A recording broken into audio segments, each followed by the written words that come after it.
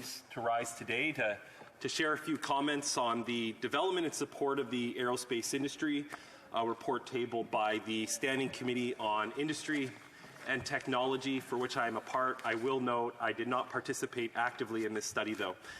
That said, the aerospace industry to the Fraser Valley, my riding of Mission Matsqui, Fraser Canyon, the neighboring riding of Abbotsford, and all other areas in British Columbia, we could not outline how important it is today. We're in a changing global context where the needs of the Canadian military are expanding, both for national security, but also for natural disasters. In the Fraser Valley, when the Great Floods came in the last couple of years, we had to rely on the Canadian Air Force, the Royal Canadian Air Force, to help our constituents, to fly in supplies. It was helicopters from Vancouver Island, based out of Esquimalt, that came to rescue people in my riding. The threats that Canada faces from Russia in our far north are growing. Just recently, we had 2 spy balloons that originated from China that came into Canadian aerospace. The need for the government to act and do more is essential at this stage right now. I will note 3 particular recommendations that came out of this report that are worth mentioning today. The first one, recommendation 3, is that the Government of Canada accommodate the needs of the various air fleets, particularly with regard to the maintenance of their aircraft, and support the development of companies specializing in the maintenance of these aircrafts. The second recommendation is that the Government of Canada, recommendation 5 in the report, that the Government of Canada, following consultation with industrial partners and labour representatives, develop a national strategy for its aerospace sector. And recommendation 7, the third one that stood out to me, Mr. Speaker, is that the Government of Canada collaborate with provinces and territories to fund post-secondary training across all sectors of the aerospace industry, adequately accessible over all of Canada. In British Columbia, there are a number of big companies that have a national and also global impact. We could talk about KF in Kelowna, Conair, but right home in Abbotsford, which employs hundreds of people in my constituency, is Cascade Aerospace. They are an operating unit of IMP Aerospace and Defence, which was ranked Canada's #1 defence company in 2017. IMP Group is one of Canada's best managed companies, and it has its head office located in Halifax. Its aerospace, defence, and aviation sectors provide comprehensive in-service support, repair, and engineering, and account for over 3,500 jobs across Canada. In Abbotsford, there are 550 of those jobs approximately at this time. Cascade Aerospace, that division of IMP, is approved by Transport Canada for maintenance, manufacturing, training, and design. It is an FAA approved company and is accredited with the Department of National Defence for maintenance, material support, and technical organizations. So what does that mean? It's one of only 2 Lockheed Martin approved C-130J heavy maintenance centers and one of 13 approved C-130 service centers. To say that this company has a lot of specialties is an understatement. Right now, Cascade is providing military support not only for the RCAF, the USAF, it also provides support for Mexico, Tunisia, Thailand, Taiwan, Bangladesh, Indonesia, UPS, WestJet, Alaska Airlines, Southwest Airlines, and Longview Aviation. Cascade is that specialization in IMP for maintenance, repair, and the overhaul of aircraft as an accredited manufacturing facility for a various suite of aircraft types. To put it bluntly, as I mentioned earlier, in the changing global landscape that we find ourselves today, facilities like Cascade Aerospace are not only good for our economy, they are essential to Canada's national interests to maintain a robust aviation sector, both for commercial and defence purposes. That said, in conversations with employees and the executive team at Cascade Aerospace, there are ways that we can improve their ability to do business, to serve the Canadian and U.S. militaries in particular, and to provide the types of jobs that Canadians want. That is, high-skilled jobs in the trades that are very technical and specialized. In my conversations with Cascade, they've mentioned that Transport Canada can do a better job of responding to applications for design approval delegation. They can do better with certifications to make sure that there's a more consistent approach. They've mentioned that there are regulatory gaps, that is, certification authority for military export. Design audits, in their minds, are sometimes ineffective, and regulations in some cases are very dated. One specific example was the training book for new technicians still includes a section on cloth aircraft. We're working with a company here that is dealing with the most modern technology, but we're still making young technicians train on the repair of cloth aircraft in the 21st century. One of the big regulatory gaps that Cascade Aerospace has outlined is the need to recognize foreign credentials. As I mentioned earlier, Mr. Speaker, Cascade Aerospace serves the United States Air Force, the Mexican Air Force, the Bangladeshi Air Force. Sometimes employees from those countries might even, sometimes technicians from those countries might even immigrate to Canada, but Transport Canada regulations would prohibit an aircraft technician trained in Mexico from necessarily being able to work right away at the same capacity as a technician trained in Canada, even though they're working on the very same aircraft that they were in their home country. So I would encourage Transport Canada to continue working closely with Cascade Aerospace and the entire aerospace sector across Canada to make sure that our regulations are up to date.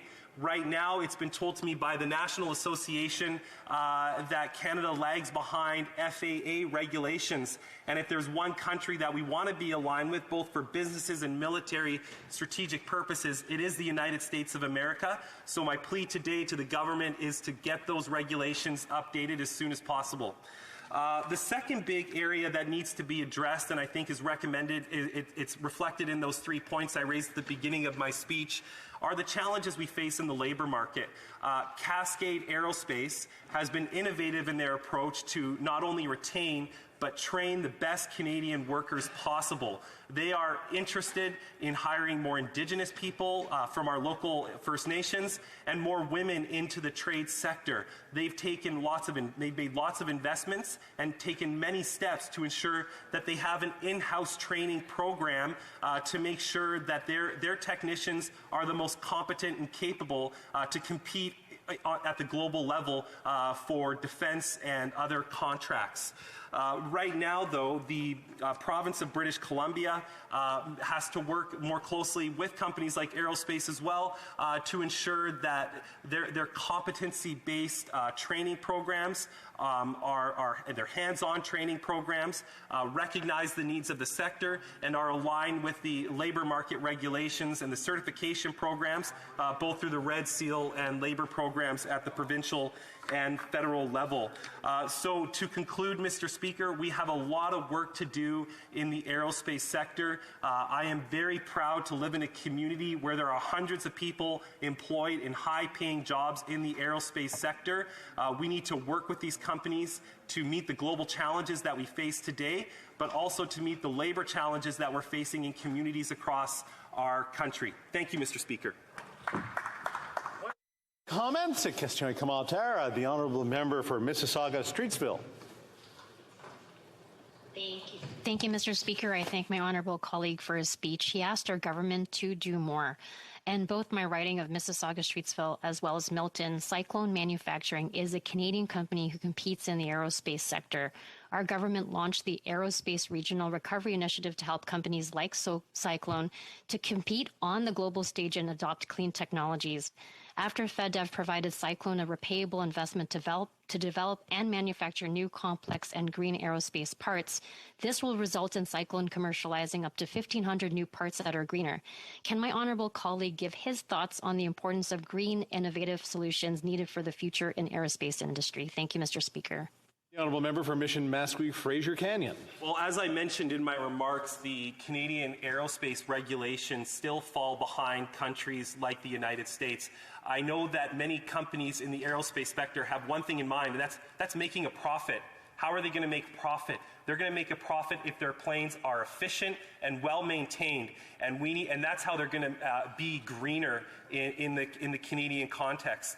So we have to make sure that our regulations are up to date to account for even battery technology in airplanes, which is being researched effectively by scientists at NRCan here in our nation's capital. So until we get our regulations up to date, we're not going to see, other than government announcements say they're giving one company a dollar amount, we're not going to see overall improvement to make our planes more efficient, environmentally friendly, until our regulations are updated, Mr. Speaker. Question commentaire, l'honorable. The Honourable Member for Abitibi-Témiscamingue. Thank you, Mr. Speaker, and thank you to my colleague from Mission Matsqui, Fraser Canyon, for his statement. I'd like to thank him also for his rigour. He is an ally when it comes to rural aspects of developing our economy. And I would also like to commend his work when he does speak French, for example. He spoke to a number of recommendations of the committee. Now, there's one that we haven't spoken about yet. It's the first recommendation that the Government of Canada make sure that an Excellency Centre 4.0 be created, grouping university and college expertise with an increased capacity in research and development in the sector. This makes me think about the importance of clusters and superclusters. The Minister said that there are 5 clusters that have been implemented by ISED in 2018. Scale AI, digital technologies, just to give you a few examples, Mr. Speaker, but there's no cluster or supercluster that is directly related to aerospace. So should we create such a cluster? Does my colleague agree? Thank you, Mr. Speaker. The Honourable Member for Mission Matsqui, Fraser Canyon. I'd like to thank my colleague for his question today. It was a very long question, but perhaps I could try to answer the first part, the first recommendation of the report. And I would like to know if the Bloc Québécois will be a centre of excellence for the aerospace sector in British Columbia. Do they want to create good jobs in British Columbia in the aerospace industry as well? Thank you, Mr. Speaker. Questions and comments? Question commentaire, the Honourable Member for Port Moody Coquitlam. Thank you, Mr. Speaker. And I want to thank the member for bringing up the realities that happened with the flooding in the Fraser Valley, and how there was a lack of access to supply chains for food, for medication, and for essential goods and services. And I think this is a conversation that we need to have around how aerospace is going to be used differently in climate change. And with that in mind, does the member believe that the Liberal government understands the impacts of how we are changing our behaviour and how climate change is affecting our supply chains in this country? The Honourable Member for Mission Matsqui, Fraser Canyon. Well, thank you, Mr. Speaker. You know what, when the floods happened, and I'd like to thank my colleague from Coquitlam for the question, when the floods happened, what was really frustrating for some people on the ground in the Fraser Valley was that the Royal Canadian Air Force had to ship equipment from the province of Quebec to serve the needs of British Columbia. A national aerospace strategy needs to look very strategically at the capabilities of the Canadian military at large to respond to climate-related natural disasters in the province of British Columbia, and to ensure we have sufficient equipment and resources to respond in the most immediate terms possible. Thank you, Mr. Speaker.